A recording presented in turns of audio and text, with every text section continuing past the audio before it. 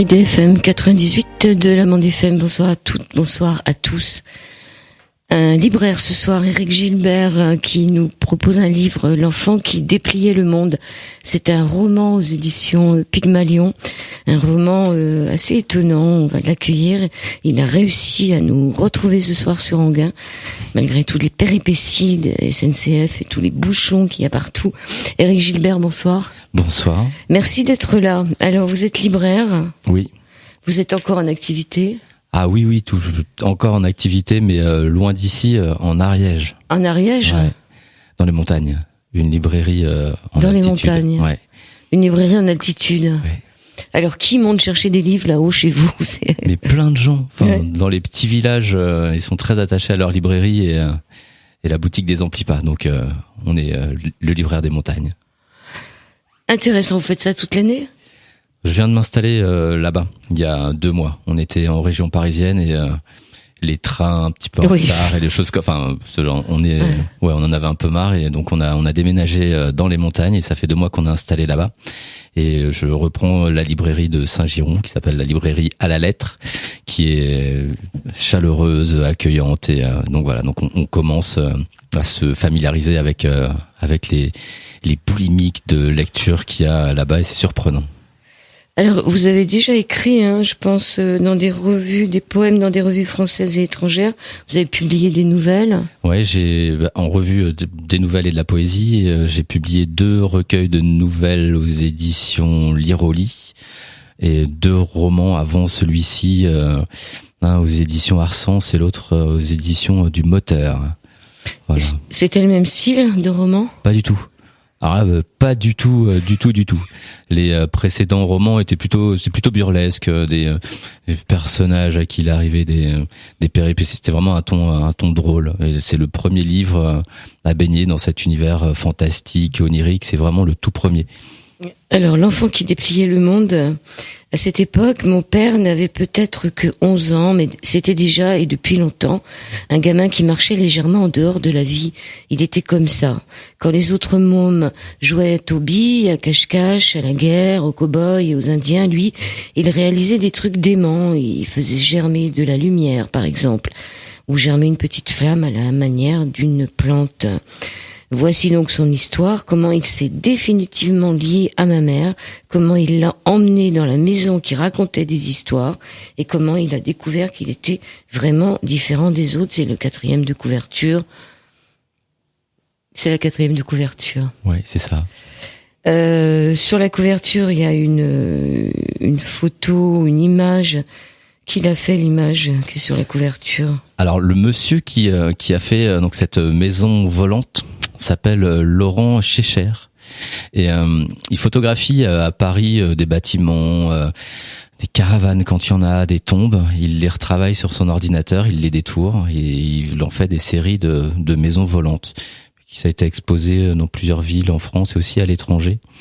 Et quand on a commencé à travailler sur la couverture et qu'on cherchait une image qui colle vraiment bien à l'esprit du livre et que mon éditrice m'a envoyé le lien sur le travail de ce photographe, j'ai tout de suite flashé sur cette maison volante. On retrouve l'esprit de Méliès à l'intérieur qui rappelle un peu l'univers du roman. Donc voilà, c'est cette série de maisons volantes oniriques. D'accord. Alors, L'enfant qui dépliait le monde, il déplie un peu sa vie. Vous écrivez à la page 84, je crois, comme je vous l'ai déjà dit, il y a fort longtemps que l'on consacre notre existence à tenter d'aider ceux qu'on aime, à tenter de les extraire de la grisaille dans laquelle ils sont englués, quel qu'en soit le prix.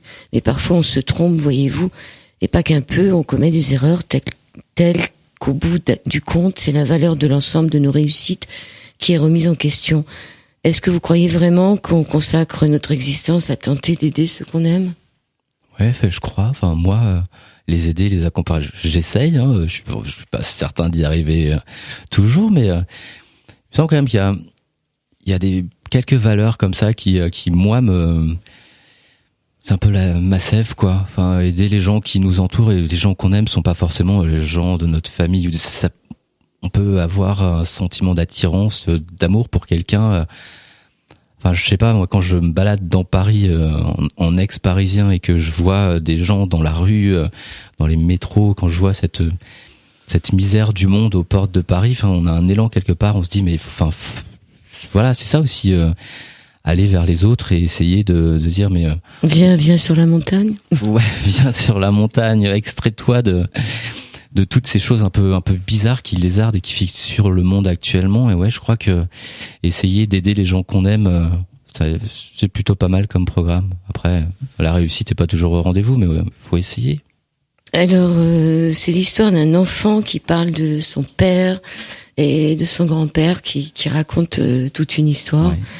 Sur plusieurs générations, et il est écrit: mon père m'a raconté qu'il s'appelait Norbert Elias et qu'il était atteint d'une maladie extraordinaire, une maladie dont les symptômes tendaient vers la réécriture intégrale du mode d'emploi du corps quantique et subtil. Ouais. Alors c'est quoi la réécriture?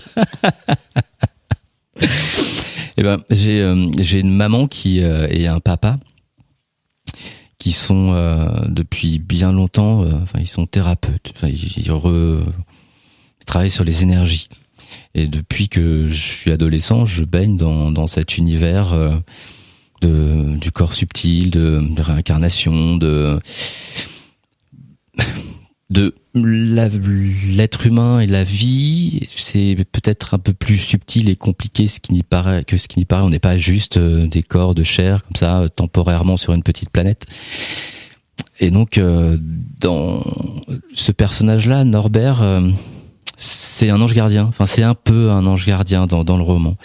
Et il a un mode de fonctionnement tellement particulier. Il se sépare. Sa vie est divisée en deux. Il disparaît à un moment pour réapparaître ailleurs sur la planète pour prendre soin justement de quelqu'un. Donc c'est ce que j'ai voulu dire par là, c'est une façon d'embellir les choses, quoi. Donc la réécriture du corps quantique, ouais.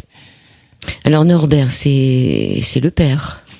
Norbert, c'est le fils. Ouais, Norbert Elias, c'est celui qui est sur le bateau, c'est celui qui perd des minutes, des secondes de vie. Ah oui, jour. alors ça c'est aussi intéressant. Ouais. Ouais, il est isolé fait partie des personnages que le narrateur croise tout au long du roman. Et lui, il est atteint d'une maladie bizarroïde, c'est qu'il chaque jour, il perd des secondes de vie. Donc il disparaît.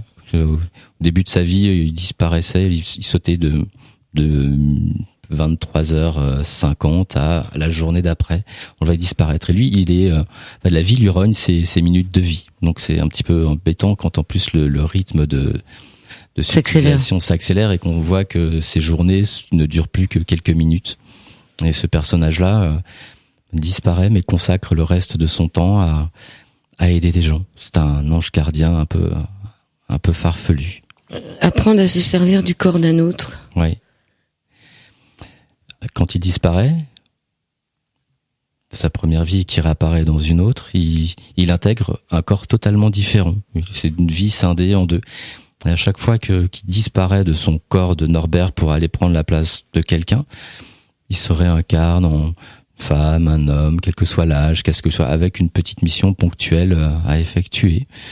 Peut-être que sa mission ce sera le corps d'un vendeur de glace et que pendant quelques minutes il va être vendeur de glace, peut-être qu'il va être une patineuse, ça dépend. Il intègre des corps différents à chaque fois, des expériences de vie à chaque fois, et son travail à lui en tant qu'ange gardien, c'est première partie de sa vie, il s'occupe de quelqu'un, et les moments où il disparaît, où il change de corps, il va s'occuper de quelqu'un d'autre. Puis c'est un petit peu il passe de l'un à l'autre. Oui, c'est un ange gardien, il disparaît vraiment de l'endroit où il est. Pour réapparaître. Et il réapparaît à un autre endroit, et ça peut être aussi le fait que quelquefois on a comme ça des anges gardiens qui apparaissent et qui peuvent disparaître. Ce fameux marchand de glace. Oui, c'est ça. Qui n'était pas sur la plage 2 secondes avant. Exactement. et qui est là pour nous apporter une glace au moment où on a le plus besoin. Alors celui qui écrit le livre, il s'appelle comment lui ? Il a pas de nom. Il a pas de nom, c'est bien pour ça. Parce que, je dévoilais un peu le... Non, on dévoile pas tout. Sinon ça vaut pas la peine. On ne le sait qu'à la fin. Parce que je voulais vraiment... c'est un livre... C'est un livre jusqu'à la fin, on sait pas trop où vous nous emmenez, donc faut pas le dire. C'est ça, mais je voulais vraiment presser l'imaginaire quand l'idée du livre, et ça fait 15 ans peut-être que On le sait dès le début, dès l'incipit du roman, on sait que ce personnage a quelque chose de particulier. Enfin, en tout cas, le narrateur, c'est qu'il a toute l'histoire de sa vie gravée sur ses propres os. Donc, il a un accident, on passe des radios et il découvre cette particularité. Il a l'histoire intégrale de sa vie écrite à l'intérieur de son corps. C'est rare. Enfin, moi, Non, j'ai jamais vu ça. C'est rare. Et cette idée m'était venue comme ça et je m'étais dit, mais avec ce postulat, on peut faire quelque chose de plutôt sympa. Mais ça a pris une quinzaine d'années d'essayer d'essorer l'imaginaire, d'aller au-delà à chaque fois de sortir des sentiers battus. Et c'est vraiment un roman qui parle de l'imaginaire et qui met même l'imaginaire, au pouvoir, quoi. Donc dans tout le travail du roman, déjà, sa construction, c'est assez morcelé. On a un fil directeur, un personnage qui a un objectif à atteindre, et on croise toute une galaxie sur sa route d'autres personnages qui sont tous plus surprenants les uns que les autres, avec friction de personnages qui sont peut-être durs. Certains ont des histoires particulièrement dures, d'autres c'est plutôt poétique, on est à la limite du conte. Donc voilà, des frictions de personnages qui ont des histoires de vie différentes et qui ont tous des traits de caractère vraiment particuliers, quoi. Donc voilà, qui accompagne ce petit ce gamin qui est amoureux. C'est une histoire d'amour. Ouais, c'est une histoire d'amour. Voici comment ça commence comme ça. Voici comment mon père s'est définitivement lié à ma mère. Comment il a perdu son bras gauche et découvert que l'histoire de toute sa vie était consignée, écrite à l'endroit le plus improbable qui soit, sur ses propres os. Il lui a présenté des fantômes. Donc la mère, franchement, on la voit pas. Non, on la pourchasse. Ouais. Elle revient à la fin du livre quand même. C'est ça. Il la retrouve. Il la retrouve, mais on va rien dire, hein, parce que franchement, il la retrouve et donc ils arrivent tous les deux enfants dans cette maison un peu spéciale. Ouais, c'est en Bretagne en 1956 et sur une falaise au bord de l'océan, vraiment à pic. Il y a une maison construite en bois, mais des bois d'épave.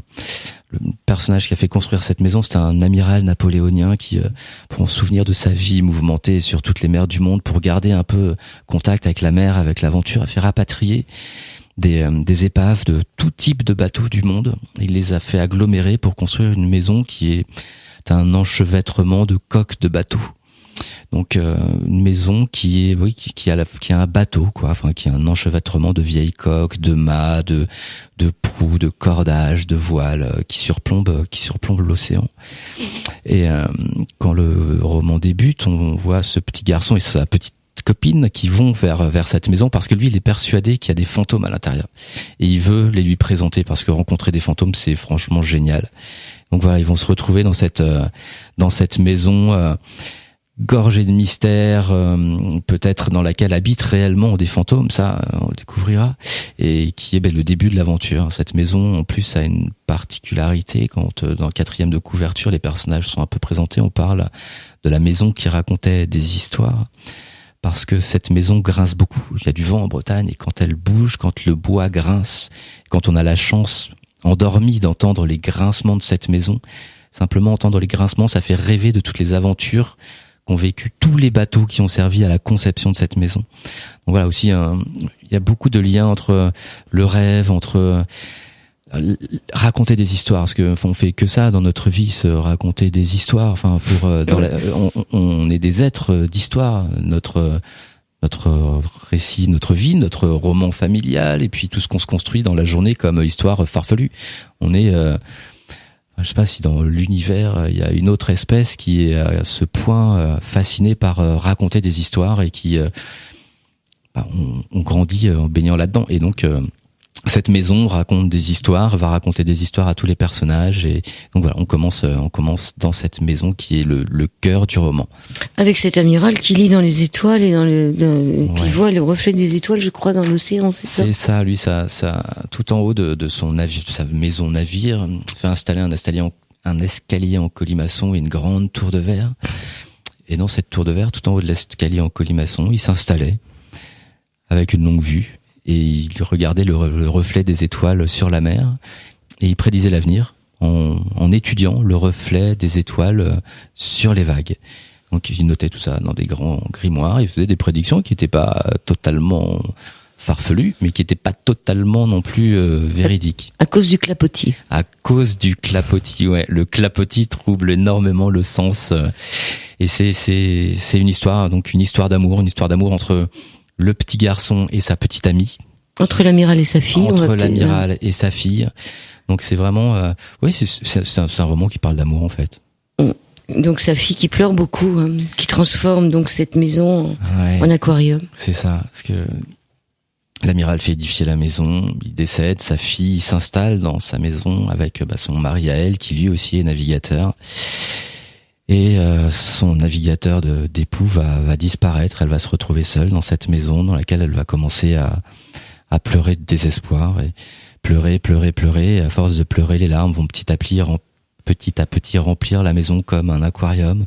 L'eau va dépasser 1 mètre, 2 mètres, atteindre le premier étage, et finalement elle c'est de se coudre les paupières pour éviter que l'eau ruisselle et continue de remplir cette maison.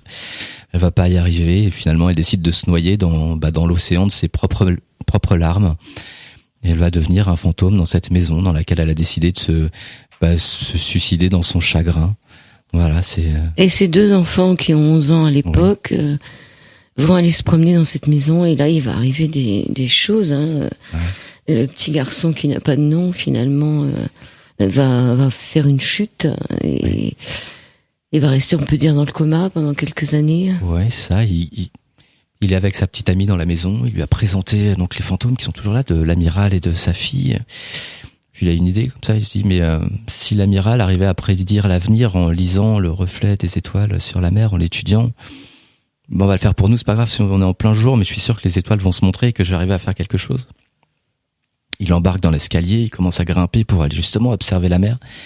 Là, à cause des années, le bois est cuit par le soleil, vermoulu, et tout s'effondre. Et la tour de verre dans laquelle se trouve l'escalier, un peu sous cloche, va éclater et lui tomber dessus. Donc lui, il se retrouve sous le bois, sous la pluie de verre, et un tesson va lui trancher le bras gauche. Il va se retrouver comme ça, avec son bras en moins. Donc sa petite amie va l'extraire des décombres, et il va se retrouver à l'hôpital. À l'hôpital, médecins ne comprennent pas ce qui se passe. Il a un bras en moins, mais le sang coule pas vraiment. Il a pas l'air d'avoir mal. Il est tranché de partout, mais occupez-vous des autres plutôt. Moi ça va. Il me manque un bras, mais non, mais ça va. Et ils font passer des radios, et c'est là qu'ils découvrent qu'il y a des lettres qui forment des mots qui forment des phrases, et il y a tout un récit. Et eux, les médecins vont lire l'histoire de la vie de ce petit garçon, et qui a l'air d'être vrai parce qu'il est bien écrit, qu'il se retrouve à l'hôpital après avoir essuyé une pluie de verre. Ils vont quand même essayer ce sont des médecins, la médecine traditionnelle va essayer de faire quelque chose de ce petit garçon, mais radio, un jour son foie a disparu, le lendemain ce sont les poumons, et ils essaient de coudre un peu les plaies, mais il sort trop du cadre habituel pour qu'il puisse s'en occuper. Donc ils vont lui dire, rentre chez toi, quoi. Enfin, maintenant tu vas juste cicatriser, parce que nous, tu dépasses ce qu'on a l'habitude de voir, nous, on peut plus rien pour toi. Donc il va rentrer chez lui avec son bras en moins. Et puis l'interdiction de revoir sa petite amie, parce que les parents de cette jeune fille ont été fous d'apprendre qu'elle avait suivi ce garçon dans cette maison interdite, quoi. Enfin, c'est une maison qui manque de s'effondrer. Donc ils voient ça d'un très mauvais œil. Ils interdisent à la petite fille de revoir le petit garçon. Voilà, le drame, quand on est amoureux, que les parents s'en mêlent et qui vous disent ça y est, c'est fini. Voilà. Bon, on va faire une pause musicale. À tout de suite. La la la la la la la la. Brigitte Fontanière, Areski Belkacem, c'est normal, ça va bien avec cette émission Au-delà du miroir. Nous sommes dans la deuxième partie de cet Au-delà du miroir, toujours avec Éric Gilbert, et nous parlons de L'enfant qui dépliait le monde aux éditions Pygmalion. C'est un roman que vous pourrez pas lâcher, et même si vous le lâchez pendant quelque temps, quand vous le reprendrez, vous vous rendrez compte que vous êtes encore dedans. C'est ça qui est bien, parce que on est dedans. Ouais. Alors, de nouveaux masques, de nouveaux citoyens d'une nouvelle ville éphémère, un nouveau pliage, un dépliage. C'est ainsi qu'il s'y prenait parce que mon père était atteint d'une forme très particulière d'imagination, une imagination vitale. Sans elle, il ne pouvait pas survivre. Donc, pourquoi il pliait, il dépliait le monde ? Pourquoi ? C'est une bonne question. Pourquoi ? Parce que ce personnage donc ne fait qu'imaginer et vivre perpétuellement dans des univers imaginaires, et c'était un petit peu comme, il y a un passage avec de l'origami. On rappelle ce que c'est que l'origami. C'est des pliages, d'oiseaux. Ouais, voilà, japonais. On plie, on prend, puis on peut faire des choses très complexes, des choses très simples, mais ça a un côté aussi très poétique, prendre du papier, puis donner vie à une feuille plate, lui donner du relief et lui donner du sens. Et c'est un peu ce que fait ce personnage. Donc, il y a toute une partie où il est en bateau, et puis pour égayer ses journées, ou en tout cas pour passer son temps, il plie des oiseaux, il plie des poissons, qui les jette dans l'eau, dans le sillage du bateau qu'il emprunte. Et pour lui tenir compagnie, c'est bien que le bateau est tout le temps suivi de bancs de poissons en papier qui dans son sillage, ou d'oiseaux qui se posent sur le mât, les baumes, et qui toujours en papier, donc bruissement de papier perpétuel. Et il fait ça aussi avec toutes les histoires qui se racontent pour peupler son univers. L'enfant qui dépliait le monde, il le plie, il le déplie, il le crée au fur et à mesure. Donc c'est ce que signifie ce paragraphe-là. C'est on vit dans un monde, finalement, un théâtre un peu de marionnettes, d'ombres chinoises. Il faut pas hésiter à plier des choses et puis les incorporer au quotidien pour lui donner un autre sens, pour lui donner peut-être plus de poésie, plus de majesté ou de mystère. C'est une façon aussi toujours de ramener l'imaginaire au centre du récit. Donc ce personnage-là, lui, passe sa vie à plier, à déplier, à découper, à faire du monde la petite scène de la représentation de son imaginaire. Voilà, c'est parce qu'il vit dans l'imaginaire perpétuel. Et puis c'est un enfant. Ouais, et puis c'est un enfant. Et on s'en rend compte à la fin du livre que c'est un enfant, finalement. Ouais. C'est un enfant, et on était un peu tous comme ça quand on était enfant. Ouais, mais je crois qu'on l'oublie. On avait des oiseaux en papier qui nous suivaient. Ouais, des oiseaux qui nous suivaient, des oiseaux dans la tête. Et c'est vrai on perd un peu le contact avec cette magie et cette infinité des possibles, en fait. Je veux dire, c'est l'imaginaire, c'est ce qui donne un peu, ce qui donne une saveur particulière à l'existence quand on sait un peu le manipuler et puis embellir les choses. C'est vraiment pour ça que c'est un roman qui parle de l'imaginaire, qui parle avec la voix de l'imaginaire, on a pas mal, critiques, des gens qui m'ont parlé du livre, m'ont parlé de Boris Vian et de Tim Burton, cette espèce de monde un peu, exubérant, mais c'est pas du tout terre à terre, mais on est quand même dans le quotidien, dans des choses, voilà, on est avec le grand écart entre prendre une cafetière et raconter l'histoire de la cafetière, de l'imagination, et puis Tim Burton avec des personnages très vraiment féeriques, quoi. C'est toujours une question de brassage, de métissage et toujours de l'imaginaire, quoi. C'est vraiment Alors ça, c'était l'enfant, parce que quant à son père, il était totalement intolérant à la réalité. Ouais. Inapte à la finitude, il avait peur de l'obscurité qui n'en finit plus. Et il avait ses raisons. Disons que l'imagination portée par le désespoir donne à celui qui refuse que les ampoules ne s'éteignent la possibilité de renverser le réel, comme mon père renversa son guéridon au sortir du tunnel. Alors son père, et c'est quand même incroyable, il récupérait le dernier souffle des morts. C'est ça. Il avait réussi à acheter une machine qui permettait de récupérer, d'aspirer le dernier souffle des mourants. Une machine, ça passait l'acquisition de la machine se faisait à peu près au moment de la Seconde Guerre mondiale.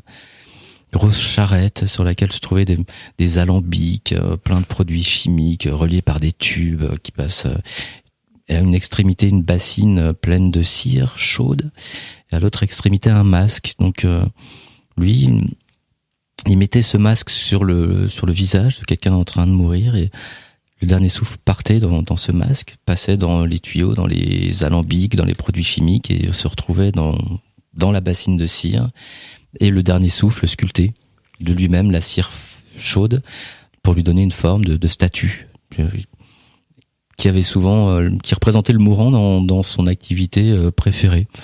Jouant à la pétanque, buvant un verre, lisant un livre, petite statue à l'échelle 1, mais transparente, très fine, de cire très très fine, à l'intérieur de laquelle petite flamme bleue voltait, qui était soi-disant l'âme. Un petit bout de l'âme du mourant.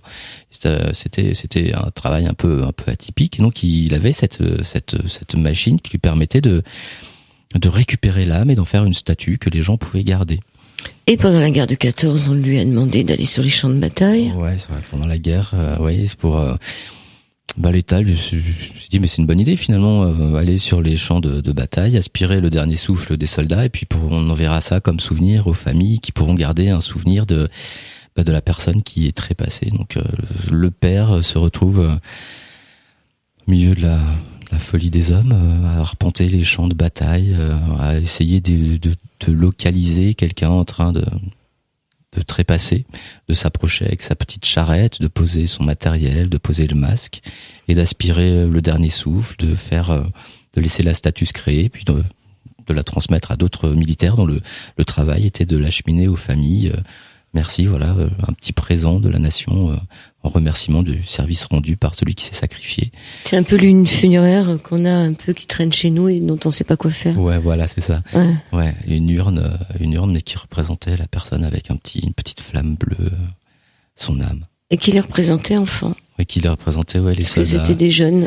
C'était des jeunes, et face à la barbarie de la guerre, le moment que l'âme avait choisi de matérialiser, c'était souvent des situations, un enfant jouant aux billes, un enfant faisant un câlin à sa maman, un enfant, parce que je pense que les hommes sont assez doués pour créer du mal, et que l'enfance, c'est peut-être une période vers laquelle on se retourne quand on a besoin un peu de réconfort, il me semble. Alors un peu plus loin, c'est son père qui lui raconte, on dira pas pourquoi, Ouais. mais il lui dit, mon père m'a raconté que son père lui avait dit que cet enfermement du dernier souffle était une pure infamie. En faisant cela, en statufiant son ultime expiration, on l'avait déchiré en deux. Le dernier souffle, c'était l'équivalent du cerveau de l'âme, et ce cerveau, arraché au reste, était emprisonné dans une cage cireuse que l'on ne pouvait fuir, immobile, impuissant, sans possibilité de sommeil, de soulagement des douleurs, d'apaisement de la soif, de la faim, de la maladie.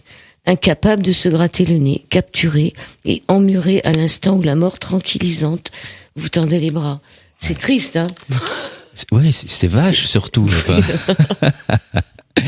De cette machine qui semblait insignifiante, finalement, on garde un petit bout de l'âme, on en fait une statue.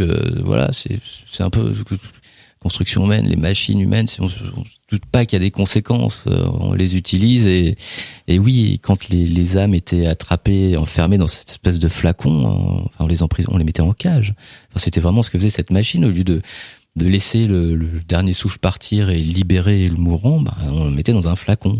Et puis après, le mort est coincé dans cette espèce de petite statue, prisonnier éternellement, jusqu'à ce qu'il en sorte quand même. Ouais. Mais ça me fait penser avant on photographiait les morts. Ouais. Et je trouve que c'est horrible de photographier un mort. Moi, j'aimerais pas qu'on me photographie morte. Non, je préfère qu'on me garde vivante dans le cœur, mais voilà, c'est un peu ça aussi. Ah ouais, mais elles sont terrifiantes, ces photos de mort, sur les lits de mort. Il y a quelque chose de... Et il y a quelque chose qui est même... j'arrive pas à trouver le mot tellement ça me perturbe. Il y a quelque chose qui... J'arrive pas à trouver le mot, mais je le trouverai tout à l'heure. Mais quand j'étais enfant, j'ai pas mal voyagé. Il se trouve que je me suis retrouvé en Guyane dans les années 80. Et avec mes parents, on descendait le fleuve Maroni. Donc c'était encore très très très sauvage, Et nous, on avait des appareils photos. On croisait des gens qui vivaient vraiment au plus près de la nature, et ils refusaient qu'on les prenne en photo parce qu'ils étaient persuadés justement qu'on leur volait leur âme. Donc on ne prenait pas en photo, mais c'était vraiment une crainte. et qui était répandu parce que dans plusieurs villages on a dit non, enfin pas de photos parce que ça, enfin vous allez nous voler notre âme. Et il y a quelque chose, enfin les photos sur les îles morts, on a vraiment l'impression d'un aquarium, un truc, enfin qui a figé comme ça un instant. Moi, c'est le mot violence qui me prend. Il y a une violence, il y a une façon la personne ne peut plus bouger. Et, enfin, je sais pas. Moi, j'ai vu une photo de mon grand-père mort. Ça m'avait vraiment, ça m'avait refroidi, quoi. Je veux dire, j'avais pas compris qu'on puisse faire une chose pareille. Oui, c'est ça. Et comment l'idée est venue à quelqu'un de se dire tiens, on va prendre ou peindre, parce qu'à une époque on peignait aussi les morts. C'était un peu plus long. Mais c'est quand même particulier. Je suis d'accord avec vous. C'est loin du moment de recueillement et c'est pas solennel, quoi. Enfin, on va mettre un appareil. C'est comme prendre le dernier souffle. Ouais, c'est ça. Il y a des choses qu'on doit pas faire. Donc il avait quand même une boutique, où il presse le père. Il avait une boutique il proposait ce service-là. Donc avant d'être réquisitionné par l'armée, il avait une petite boutique et il proposait aux gens, quand quelqu'un de la famille allait mourir, appelez-moi. Puis et oui, c'était assez mal vu par le curé du village, enfin en l'occurrence dans le roman, qui trouvait que c'était un peu limite de faire de la mort un commerce, et donc une relation un peu tendue entre le grand-père et le curé du village, parce que ça passait pas.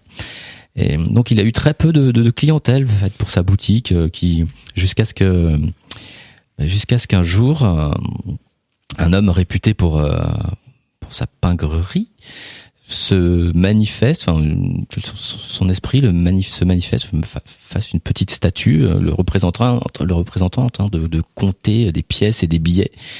Donc les gens de la famille se sont dit il était très très très vraisemblablement pauvre, un peu radin, comment ça se fait qu'il soit représenté par son propre esprit c'est qu'il devait avoir un magot quelque part caché. Et suite à ça, les gens ont fouillé la maison, asséché les puits et découvert que effectivement cet ancêtre qui était censé être un peu radin et totalement fauché était plein d'argent. Donc ça a donné des idées à plein de gens qui se sont rués dans cette petite boutique pour essayer tous les morts, on va essayer de leur faire cracher tout l'argent possible si jamais il y a matérialisation d'un ancêtre en train de compter des billets. Comme quoi finalement l'appât du gain. C'est toujours la même chose. Ouais, c'est un peu toujours la même chose. Alors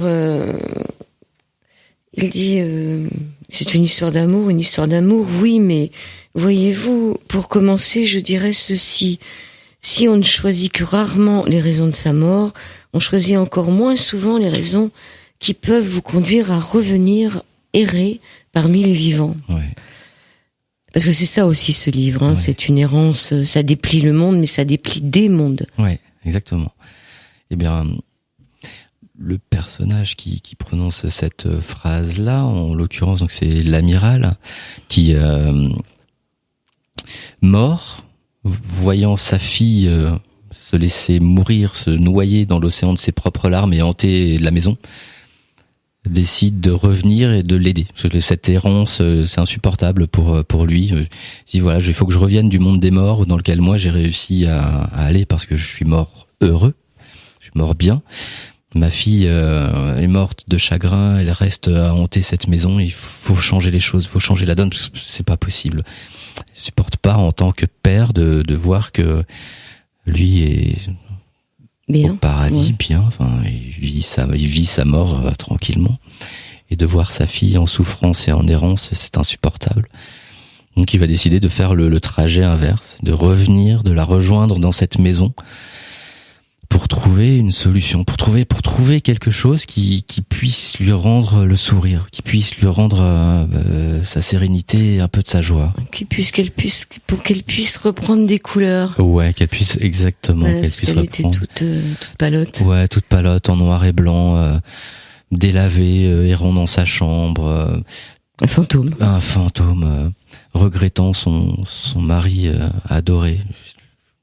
Donc le père revient, il va tout faire pour trouver une façon et c'est là qu'il va, en lisant l'avenir dans les reflets des étoiles sur la mer, en parcourant le monde de cette façon-là, il va découvrir l'existence du narrateur du livre, de ce petit garçon qui Donc il va faire un peu, enfin voilà, donc il va inclure à leur histoire. Faut pas tout raconter. Non, faut s'arrêter là. Allez, on finit la chanson de Brigitte Fontaine. La la la la la la la la la la la la la. Et c'est reparti sur l'antenne d'IDFM, sur le 98 de la bande FM, pour la fin de cette émission, avec cet enfant qui dépliait le monde, et avec Éric Gilbert, Oui. qui vient d'écrire ce livre. Alors, on se posait la question, il y a des personnages aussi, hein, Dans un cirque. une espèce de cirque. Ouais, un cirque. Il arrive dans un cirque avec une femme qui ne pose pas les pieds par terre. Ouais, alors ça c'est mon personnage préféré. C'est une femme. Il y a un côté écolo aussi dans ce livre-là. On se pose la question, qu'est-ce que devient la nature? Qu'est-ce que l'homme fait à la nature sans trop s'en soucier? Et donc cette prunelle a appris à marcher sur un fil, a toujours marché sur une funambule parfaite. Parce que sa mère refusait que sa fille ne touche le sol pollué, souillé, Il y a des bombes aussi. ouais, hein. il y a des bombes, il y a des choses qui suintent et la nature, c'est ce qui nous a créé, c'est ce qui nous permet de vivre. Et quand on commence à avoir peur de ce qui nous a donné la vie, c'est quand même assez mauvais signe. Et la maman donc de Prunelle, cette funambule absolue, donc lui a appris à marcher sur des fils, tendait des fils de la maison à l'école, tendait des fils partout. Et elle a toujours marché sur des fils pour hiver, été, tout le temps. Et un jour, sa mère a décidé de tout quitter quand Prunelle était petite, et elles se sont réfugiées dans une forêt, toutes les deux, avec une bouteille d'eau et une boîte de gâteaux. Et elles ont attendu que la nature les accueille. Voilà, elles sont assises sur des branches, et elles ont attendu que la nature fasse son œuvre. Alors, elles ont picoré des baies, elles ont attendu, les branches se sont tissées, ont commencé à créer des maisons. Prunelle a grandi dans cet environnement-là où la nature les accueillait. Donc elle s'est réfugiée dans un cirque. Peuplé de créatures bizarres dans le Morvan. Ils ont une petite clairière, donc il y a Prunelle donc qui marche sur des filins. Elle est tombée amoureuse en entendant un bruit de guitare, je crois. Hein. Ouais, en entendant, elle a dévalé un jazz manouche. Exactement, ça séduit tout le temps.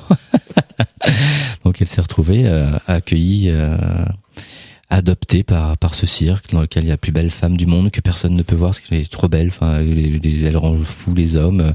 Donc elle se calfeutre. La beauté ne sort jamais de sa caravane. Il y a des siamois, un frère et une sœur. C'est compliqué. Ils sont siamois, mais de sexes différents. Une diseuse de bonne aventure qui est complètement évaporée, mais qui est assez rigolote, qui disjoncte et qui a des prédictions aussi très très justes et qui qu'est-ce qu'il y a d'autre dans ce cirque? Je crois que c'est tout. Enfin, c'est tout. Il y avait un homme. Il y a la mère de Prunelle. Ouais, il y avait la mère de Prunelle, une petite femme qui se transforme patiemment en ballot de paille et qui parcourt la campagne pour ramasser des choses à manger tout à fait naturelles. Et ils avaient un homme canon dans le temps qui avait commencé sa vie à chasser des petits nuages en forme de cœur. Oui, parce que les nuages sont importants dans le livre. Ouais. Et surtout pour cet homme canon. Oui, donc ces nuages, il y a beaucoup de... L'enfant qui dépliait le monde va traverser la mer. Ouais. Il va traverser le ciel aussi. Il va traverser le ciel, il va toucher le fond de l'océan. Et il va se retrouver sur une île maudite, ouais. En enfer. Ah, totalement, un lieu hors du temps, hors du monde, qui avec un portail qui n'a pas de serrure. Qui n'a pas de serrure, et qui bloque l'accès à un boyau de végétaux qui a l'air de s'enfoncer dans une forêt qui meurt patiemment.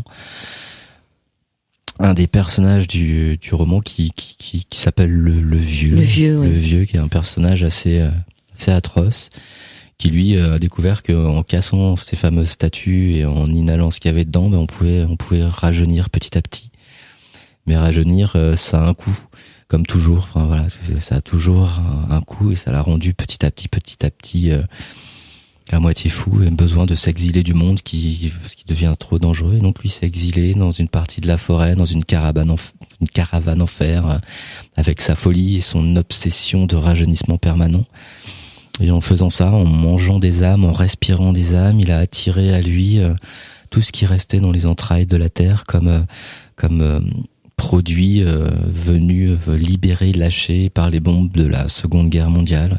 Et tout ça a entraîné une pourriture de la forêt et vraiment a créé un lieu totalement maudit qui s'est petit à petit refermé sur lui. La végétation s'est densifiée au point que l'île sur laquelle il s'est réfugié au milieu de cette forêt, ces marais, ont commencé à pourrir et toute la grille est apparue pour verrouiller, laisser cet endroit très très très très loin des hommes. Et dans cette clairière maudite se rejoue patiemment et éternellement la même guerre. La même guerre, quoi. On revit. C'est peut-être un peu ce qui se passe dans les campagnes, là où il y a eu des morts, hein, même si l'herbe a repoussé. Ouais. Et ce serait peut-être bien de faire des nettoyages énergétiques, non? Ah ouais, bah ça serait plutôt pas mal, ouais, parce que tous ces nœuds, toutes ces choses qui restent en suspens, il y a l'homme a une mémoire de sa vie inscrite en lui, inscrite sur lui, tous ces nœuds énergétiques qui font que il y a une trace, et la nature conserve aussi des pollutions chimiques, mais aussi des pollutions certainement énergétiques. Enfin, il y a des endroits qui sont vraiment salis, quoi. Et donc cette clairière et ce vieux sont des endroits de pollution biologique, de pollution psychique absolue. C'est un personnage autant prunelle qui marche sur le fil, personnage très aérien, très poétique, très douce, un personnage de l'air, quoi. Autant ce vieux qui s'est exilé, qui s'est retrouvé exilé par la violence du monde, ouais, c'est un personnage que je trouve assez dur, en fait. Assez dur, mais quelque part, on a envie de l'aider aussi, parce qu'il peut plus mourir. Ouais, il a 104 ans, il ressemble à un bébé vieux, ouais, c'est ça. Et il peut même plus se regarder dans le miroir, parce que finalement, c'est un monstre. C'est ça, il supporte donc, pas ce qu'il est devenu. et en plus, il peut plus s'arrêter de boire ses âmes. Donc, c'est très symbolique, hein, cette fontaine de jouvence. Ouais, ça a toujours un prix. On essaye. Lui, il était à la base, il vieillissait, il voyait la décomposition du corps, il voyait la perte de la vue, les gestes plus difficiles à accomplir, et aussi sa mémoire lui jouait un tour particulier, donc il perdait la mémoire, mais il oubliait les mauvais souvenirs, ce qui fait que, en se retournant sur sa vie, il voyait que les bons. En se disant, je pense que c'est quand on se retourne sur sa vie, on se dit mais j'ai que des bons, ça la rend encore plus, on appelle la nostalgie, et vraiment il y a de l'engrais là. Donc c'est ce qui le rendait encore plus malheureux, c'est de se dire ok, le corps faiblit, mais j'ai que de bons souvenirs de ma vie, je veux retrouver C'était mieux avant. Ouais, c'était mieux avant. Donc c'est cette envie de se rapprocher de cet idéal. Mais il ne restait plus que ça, que les bons souvenirs. C'est atroce quand il reste plus que du bien. Donc voilà. Donc manger des âmes pour rajeunir et finalement se transformer une espèce de monstre, un vieux bébé. Mais qui contient toutes les âmes en peine aussi. Ouais, toutes celles qu'il a respirées. Donc il n'y a pas que ses propres souvenirs qu'il récupère, il y a ceux des autres aussi. Il y a ceux des autres. Toutes les âmes qui respirent le font rajeunir, mais le polluent de la vie, des souvenirs. Il y a des voix qui hurlent à l'intérieur de sa tête parce que tous ces soldats morts au front dont il a fracassé la statue pour respirer l'âme restante, sont prisonniers à l'intérieur de lui, et voilà, c'est une espèce de schizophrénie exponentielle, quoi. Donc arrivé au bout du rouleau, besoin d'en finir, mais incapable de trouver le moyen d'en finir. Jusqu'à... Excusez-moi, la dernière phrase du livre, c'est... ça parle des enfants, mais n'est-ce pas ce que sont tous les enfants, avec un point d'interrogation, la parcelle immortelle et splendide de l'imagination de leur père. Ouais. Comme si on était l'imagination de nos parents, et que nos propres enfants étaient notre propre imagination. Ouais. C'est le monde qui se déplie dans ces cas-là. Ouais, c'est le monde qui se déplie, qui se plie et qui se replie. Et ouais, je pense que encore une fois, l'imaginaire, enfin toujours ça, quand on décide d'avoir devant on leur transmet des valeurs, on leur transmet plein de choses, mais et notamment ils sont notre imaginaire, ils sont en ce sens que l'imaginaire c'est peut-être ce qu'on a de meilleur. Donc ils sont cette envie de leur donner ce qu'on n'a pas eu. Ouais, de leur donner ce qu'on n'a pas eu, et puis surtout d'aller au-delà, quoi. Au-delà de ce que nous on a essayé de Enfin, surtout que c'est compliqué en ce moment. Enfin, je trouve le monde est quand même compliqué. Puis surtout pour les générations futures, c'est pas forcément hyper emballant. Enfin, on se pose plein de questions.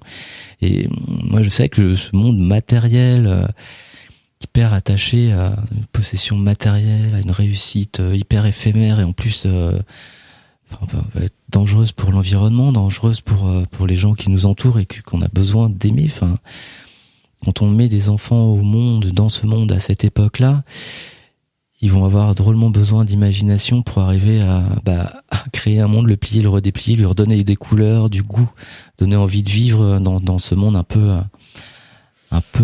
dingue. Ouais, le problème, c'est que c'est ce monde dans lequel on vit, c'est nous qui l'avons créé. Ouais, alors ça c'est le pire, je crois, de réaliser ça, de se dire que j'avais pas conscience. Enfin, moi, je sais que ça me touche de plus en plus. Alors, dans votre livre, il y a un marionnettiste, on est d'accord? Il y a un marionnettiste. Oui, le maître des marionnettes. Je pense qu'on a tous eu un maître des marionnettes qui fait qu'on en est là où on en est en ce moment. Hein. Celui qui tire les ficelles. En douce, comme ça, qui nous fait lever le bras, prendre la direction. Faire que là, on en est où on en est. Ouais. D'ailleurs, un jour, il va falloir qu'ils rendent des comptes, hein, parce que c'est pas joli. Il va peut-être falloir couper les ficelles. Ouais, retrouver notre liberté. Ouais, replier, déplier notre monde. Tant qu'il en reste un. Alors, L'enfant qui dépliait le monde aux éditions Pygmalion, Éric Gilbert, GLBRH. Ouais. On vous retrouve où? Vous avez quelque chose sur ce livre? Sur Facebook, je crois qu'il y a une page. Ouais, il y a une page Facebook, on peut me suivre. On peut aussi me retrouver sur la page Facebook de la librairie, comme à la lettre, comme j'y suis. À la lettre, à la lettre, il y en a qu'une. Dans des salons. Là, j'étais à un salon du livre à Montargis qui était super. C'était le premier, il était vraiment très très bien. Donc je vais en faire d'autres et puis écrivez-moi sur Facebook pour dire. Et qu'est-ce que vous disent les gens alors quand quels sont les retours? Parce que quand même c'est un livre bien particulier. Eh ben ouais, c'est un livre bien particulier et c'est le premier qui a autant de retours super positifs quoi. Et je pense qu'on peut pas l'oublier. Ah ouais, mais non mais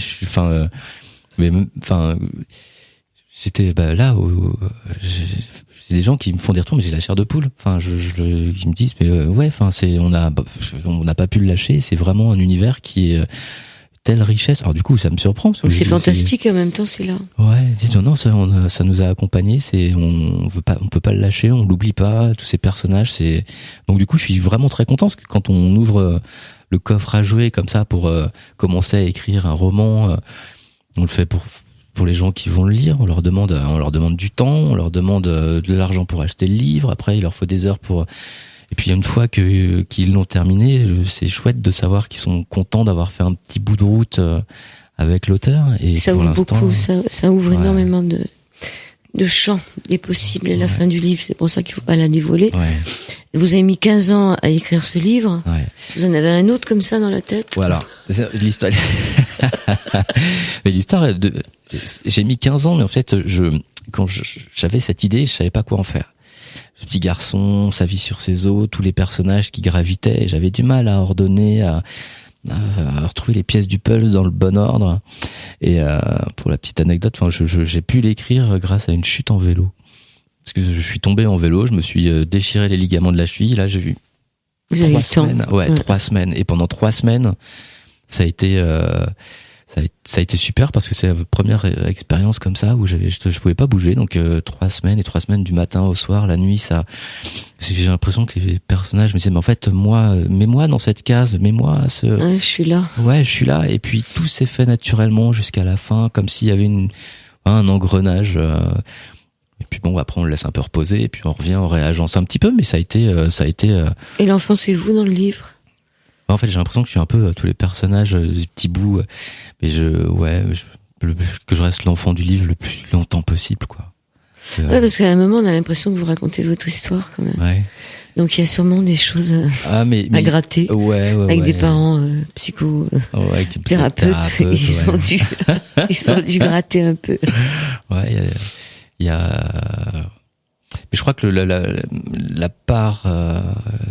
dans laquelle j'ai peut-être mis mes mots dans la bouche ou même dans la narration, c'est vraiment les passages qui concernaient justement la guerre et le pourquoi l'explication que donne l'enfant. Mais pourquoi les grands font la guerre? Pourquoi ils ont besoin comme ça de s'approprier L'âme des autres. Ouais, l'âme La des mort, autres, exactement. la vie. Enfin, il y a quelque chose qui est incompréhensible dans cette mécanique-là, enfin qui laisse pantois. Et donc oui, les mots, puis ceux aussi de la description de cette forêt enchanteresse, un petit peu qui bâtit elle-même, qui accueille l'homme en fait, qui lui donne à manger, qui lui donne de quoi s'abriter, qui l'abreuve, qui le chauffe, qui il y a quelque chose. Enfin, en tout cas, ouais, mes mots c'était vraiment ça. C'était cette nature qui est si belle, si parfaite, qui est à ce point-là saccagée, ça dépasse un peu l'entendement. Donc Oui, parce qu'il n'y a pas que les hommes qui ont souffert. Hein. Il y a les bêtes. Ouais. Il y a les...